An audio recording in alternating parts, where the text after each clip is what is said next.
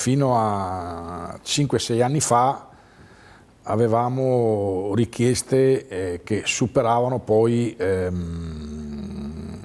le persone che dovevamo assumere, e quindi era più facile anche strutturare i corsi di formazione e far fare poi il percorso di lavoro a quelli che avevano le migliori attitudini. Negli ultimi anni questa cosa è venuta meno, in particolar modo tra i giovani, e abbiamo scelto anche Antena 3 per fare questa comunicazione di ricerca del personale, proprio per vedere se arrivano un po' di domande in più, perché tra l'altro poi noi siamo come CAF, quello della CGIL, quello che fa 300 ore di formazione complessivamente, anche di più, ed è una formazione del tutto gratuito, per cui abbiamo visto che negli anni chi fa il corso ha fatto la campagna fiscale con noi, magari ha continuato a rifarla, ma nel frattempo attraverso quel percorso ha trovato un'occupazione. Perché diciamo si è creato anche una competenza. Certo, no? si è creato anche un'occupazione stabile.